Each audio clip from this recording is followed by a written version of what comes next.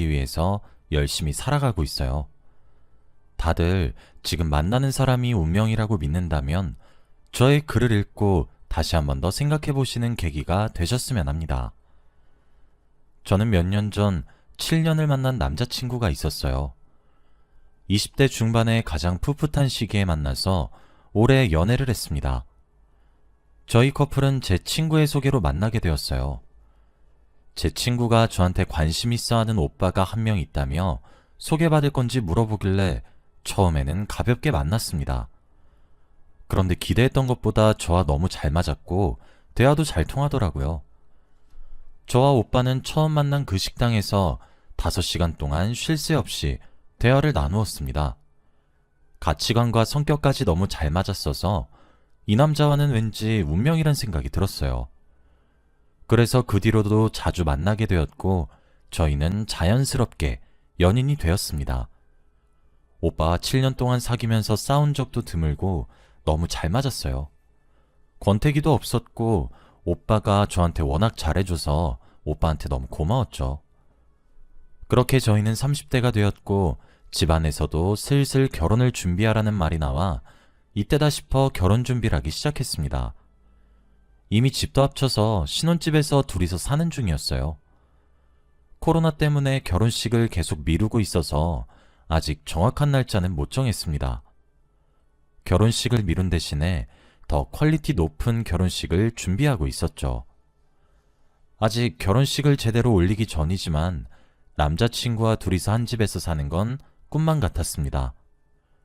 퇴근을 하고 집에 들어오면 저를 기다리는 사람이 있다는 것 하나만으로도 너무 행복하더라고요. 마음 잘 맞는 오빠와 평생을 함께 한다는 생각에 저는 더할 나위 없이 행복했습니다. 그렇게 저희는 거의 신혼부부 같은 알콩달콩한 생활을 하고 있었죠. 그런데 어느 날이었어요. 회사에서 업무를 보고 있었고 아무 생각 없이 메일함을 들어갔는데 익명으로 누군가에게 메일이 왔더라고요. 아무런 내용도 없이 사진 한 장만 떡하니 보냈습니다. 의심 없이 그 사진을 다운받아 열어보았는데 저는 그 사진을 보고 기겁을 했어요. 정말 충격받았습니다. 바로 남자친구가 다른 여자와 고급 레스토랑에서 하하호호 하며 웃는 사진이었거든요. 남자친구는 한 번도 제가 아닌 다른 여자와 레스토랑에 간 적이 없어요. 저한테 말해준 적이 없었거든요. 그런데 사진 하단에 있는 날짜가 더 충격적이었습니다. 왜냐하면 저와 사귄 지 3년쯤 됐을 때 찍힌 사진이었거든요. 연애한 지 7년이나 됐는데 사귄 지 3년부터 다른 여자와 그렇게 지냈다고 생각하니 피가 거꾸로 솟는 기분이었습니다. 저는 그 사진을 복사하고 퇴근하고 집에 들어가자마자 남자친구의 얼굴에 들이밀었어요. 남자친구는 제 사진을 보고 기겁을 하더라고요. 그의 모습을 보니 제가 상상했던 일들이 진짜인 것 같아 화가 더 주체되지 않았습니다. 그때 남자친구는 제 앞에서 무릎을 꿇고 싹싹 빌었어요. 자기야, 오해야 이건. 부모님이 제발 선자리 한 번만 나가달라고 해서 잠깐 나간 거였어. 이때 저 여자 딱 한 번 본 게 다야. 그 뒤로 연락도 안 했어. 나 자기밖에 없는 거 알잖아. 내가 미안해. 딱 한 번만 봐줘. 남자친구네 부모님은 저를 별로 좋아하지 않으십니다. 자기 귀한 아들에 맞지 않은 여자라고 하면서 말이죠. 그래서 다른 집안의 여자와 잘하게 해보려고 선자리를 붙이신 것 같았습니다. 솔직히 화가 났지만 남자친구의 말을 들어보니 이해는 갔어요. 제가 기분이 나쁠 것 같아서 말을 안 했다고 합니다. 거의 울 듯한 표정으로 제 앞에서 싹싹 비는데 쉽게 거절하지 못하겠더라고요. 그래서 딱 한 번만 봐주기로 했습니다. 앞으로 무슨 일이 있어도 다 말하기로 했고 이 일이 있고 나서 저희의 사이는 더 돈독해졌습니다. 오빠는 제가 의심을 하지 않게 전부 다 보여줬고 제가 물어보지 않아도 어디서 뭘 하는지 다 알려줬죠. 오빠의 노력을 보고 이 사람을 용서해 준 게 잘한 일이라고 생각했습니다. 얼마 지나지 않아 저희는 다시 예전처럼 사이가 좋아졌고 결혼이 얼마 남지 않은 예비 부부가 되었죠. 그런데 어떻게 저에게 이런 일이 생길 수 있나요? 저는 원래 오빠의 휴대폰을 제가 먼저 잘 안 보는 성격이에요.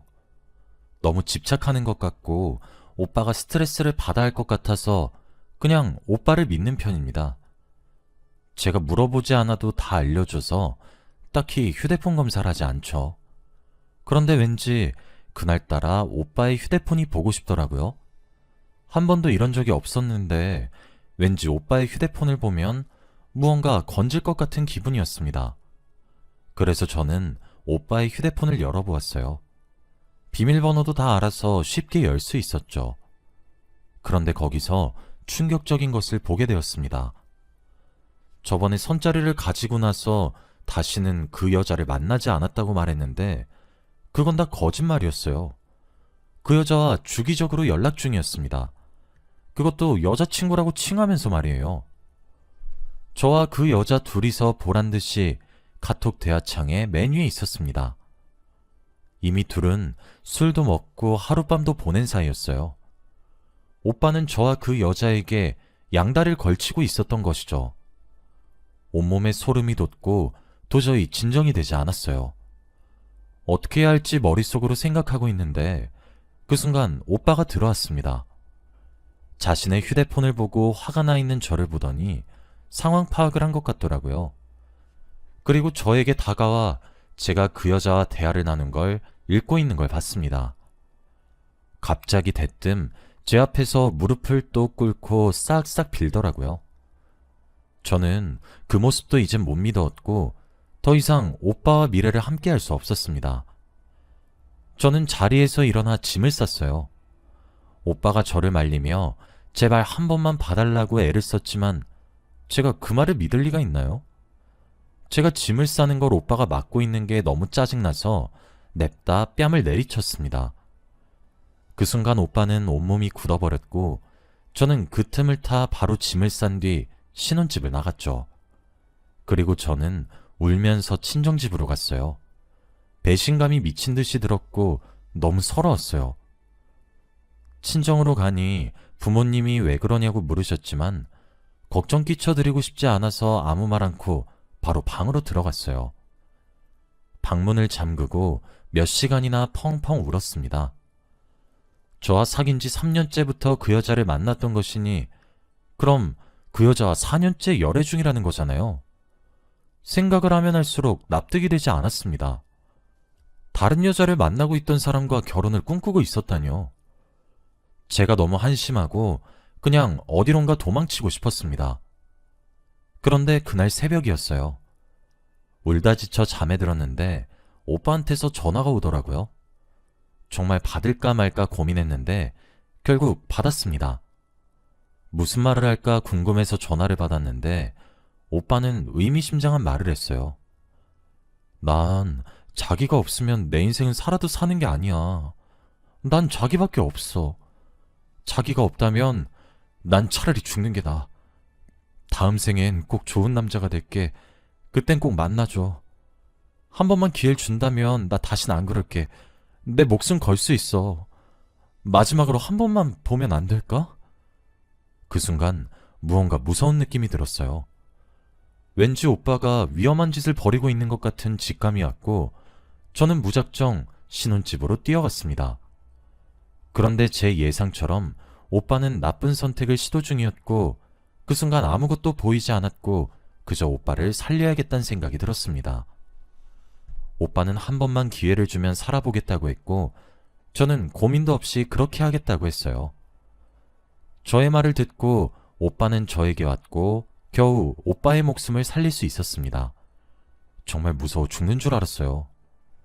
그날 이후로부터 오빠는 저한테 다시는 안 그러겠다며 몇 날 며칠을 빌었네요. 다들 바보 같다고 하겠지만 그때는 오빠를 죽게 내버려둘 수 없었어요. 그래서 냅다 다시 한 번 더 기회를 준다고 했던 것이었죠. 저희는 다시 연인이 되었고 결혼을 기다리고 있었어요. 솔직히 저는 예전만큼 오빠에 대한 신뢰는 없었어요. 그저 오빠가 안정적일 때 다시 이야기를 해보려고 했습니다. 겉으로는 오빠와 같은 마음인 척 했지만 정작 속으로는 그러지 않았죠. 그렇게 한 달간 살아갔는데 어느 날 다시 메일이 왔어요. 바로 그 익명의 메일 말입니다. 그 사진의 정체는 바로 남자친구가 그 여자와 같이 모텔을 가는 사진이었습니다. 그런데 한 장이 아니었어요. 전부 다 다른 날에 찍은 사진이었죠.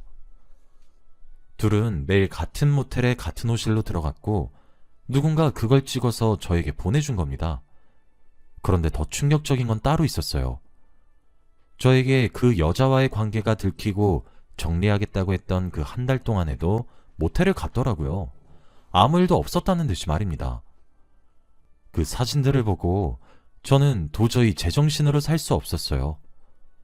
그날은 사진뿐만 아니라 그 여자의 인적사항도 메일로 보냈더라고요. 이름과 다니고 있는 직장, 그리고 전화번호까지 말이죠. 남자친구와 같은 회사에 다니는 동료 직원이었습니다. 저는 바로 회사에서 반차를 냈고 그 여자에게 연락을 해서 만나자고 했어요. 당연히 결혼할 여자가 있는 걸 알면서도 들이대는 정신나간 여자인 줄 알았습니다. 그 여자에게 남자친구의 이름을 대고 그 사람에 대해 할 말이 있다고 하니 바로 나와주었고 저희는 한 카페에서 만났죠. 저보다 한참 어린 20대 여자였습니다. 이제가 사회생활을 시작한 사회초년생 같았죠. 더 화가 났고 어처구니가 없었습니다. 남자친구가 어린 여자들이랑 놀아났다는 생각에 도저히 화가 진정되지 않았죠. 그 여자는 저를 보고 누구냐는 눈빛을 보냈고 저는 메일로 온 사진들을 전부 다 그 여자한테 보여주었습니다. 사진을 보더니 대체 누가 찍었냐며 놀라더라고요. 그리고 저는 저의 정체를 밝혔습니다. 저는 당신이 만나고 있는 남자와 결혼할 여자예요. 그 남자 결혼할 여자 있는 건 알고 있었죠? 그거 알고 들이댄 거죠? 대체 뭔 생각으로 그런 거예요? 어린 계집애가 애교 좀 떨고 모텔 몇 번 가주면 사달라는 거 해달라는 거 다 해주니까 그래서 제 남자친구한테 꼬리친 거죠? 그게 무슨 말이세요? 결혼할 여자라뇨? 전 처음 듣는 말인데요? 저는 당연히 그 여자가 일부러 저를 골탕 먹이려고 그러는 줄 알았습니다. 그런데 그 여자는 정말로 아무것도 모르는 사람이었어요. 그 여자와 둘이서 정적이 흘렀습니다. 결혼할 여자가 있다고 한 번도 말한 적이 없었다고 해요. 그리고 오히려 자신과 결혼을 준비 중이었다고 합니다. 그 말에 제가 더 놀랐고 말이 나오지 않았죠. 저희는 곧 결혼식을 올린다고도 말했는데 그 여자는 더 충격적인 말을 했습니다. 이미 둘은 거의 반동거래 하고 있다고 말이죠. 그 여자의 자취방에서 제 남자친구가 거의 살다시피 하고 있다고 했어요. 저희 둘 다 말문이 턱 막혔고 아무 말도 나오지 않았습니다. 근데 그 순간 갑자기 그 여자가 눈물을 흘리더라고요. 저 어떡해요? 저 정말 바본가 봐요. 아무것도 모르고. 정말 죄송합니다. 이 말을 했고 갑자기 자신의 배를 문질문질 거렸어요. 그러면서 말을 이어나갔습니다. 우리 새싹이는 그럼 어떡하죠? 그 순간 머리가 멈추는 듯한 기분이었어요. 아무 생각이 들지 않았고 머릿속이 새하얘지더라고요. 그 여자는 제 예상처럼 임신을 했습니다. 아이의 아빠가 바로 제 남자친구고요. 말문이 막히고 도저히 대화를 이어나갈 수 없었습니다. 그리고 그 순간 속이 역해져서 화장실로 뛰어갔고 바로 토를 했어요. 정말 더럽고 역겨운 인간이었습니다. 자기와 띠동갑보다 훨씬 더 어린 여자아이를 임신시키다뇨. 정말 무서운 사람이었습니다. 그날 저와 그 여자는 결심했어요. 그런 쓰레기 같은 남자한테 놀아나지 말고 복수를 하기로 말이죠. 저는 정말 도저히 용서할 수 없었습니다. 그 여자도 복수하고 싶다고 했고 저희는 계획을 세웠죠. 그렇게 저와 그 여자는 남자친구 몰래 연락을 주고받았고 본격적으로 계획을 시작했습니다.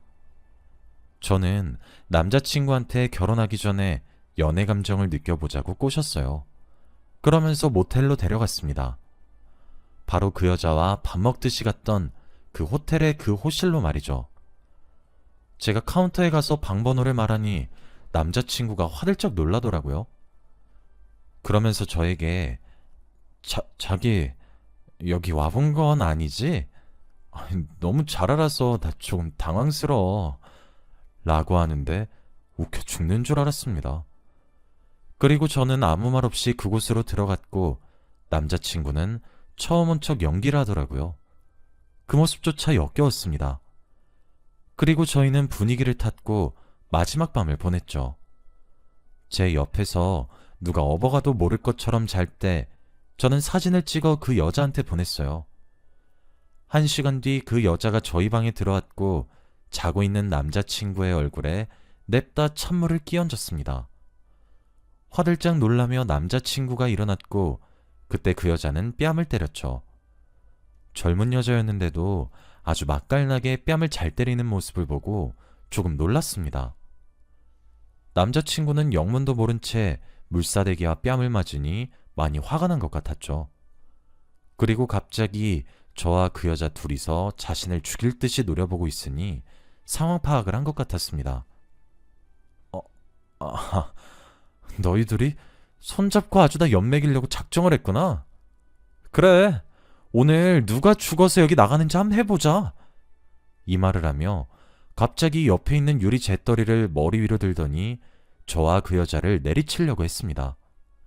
그런데 그 순간 문에서 누군가 들이닥쳤어요. 바로 경찰이었습니다.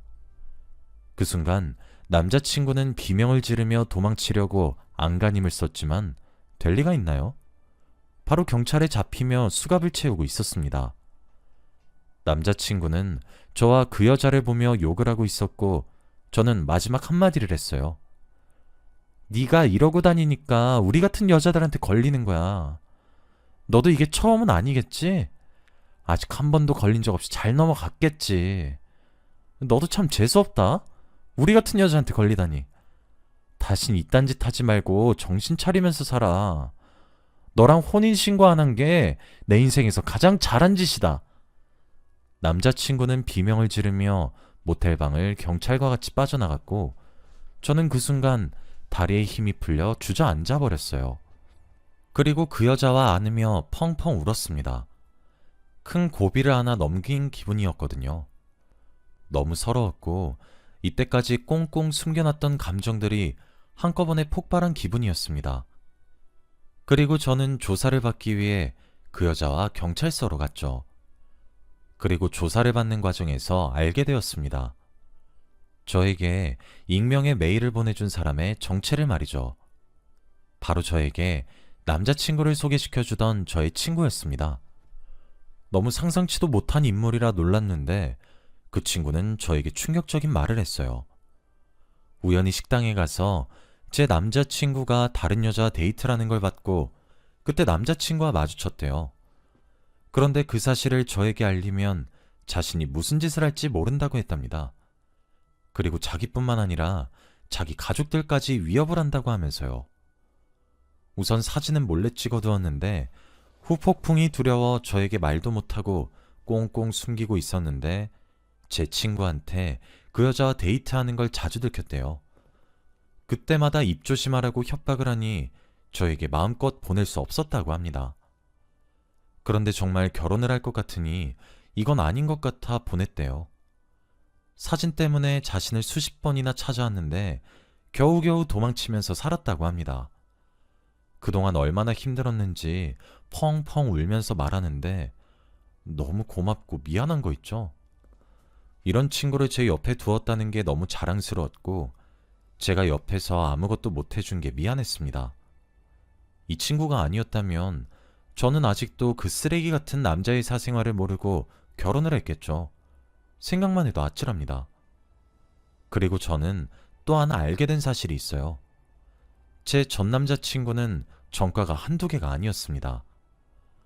어릴 때부터 이것저것 많은 일들을 저지르고 다녀서 경찰서를 자주 들락날락했더라고요. 범죄를 많이 저지르고 다녔던 사람이다 보니 소송도 쉬웠습니다. 당연히 저와 그 여자한테 유리하게 흘러갔고 친구가 저에게 보내준 증거들도 있으니 저희가 승소를 했어요. 결혼식 취소 위약금이나 이것 저것들도 다 전 남자친구가 부담하고 저한테 합의금도 어마무시하게 줘야 해요. 그리고 접근금지 신청도 해서 근처에 오지도 못합니다. 이 일이 있고 나서 정말 많이 변했어요. 사람을 보는 눈이 조금 생긴 것 같습니다. 사람을 쉽게 안 믿게 되었고, 저의 모든 걸 다 주지도 않게 되었죠. 그 여자는 아이를 낳고 혼자서 씩씩하게 잘 키우고 있어요. 연락은 하지 않지만 간간히 들려오는 소식을 들어보니 어린 나이에도 불구하고 기죽지 않고 살고 있다더군요. 그런 모습을 보고 저는 많이 배웁니다. 저는 벌써 40을 바라보고 있네요. 이런 고난과 역경을 겪어서 그런지 지금의 제 인생은 순탄하게 느껴져요. 다들 저 같은 일 경험하지 않길 바랍니다. 저희 이야기는 여기까지예요. 들어주셔서 감사합니다.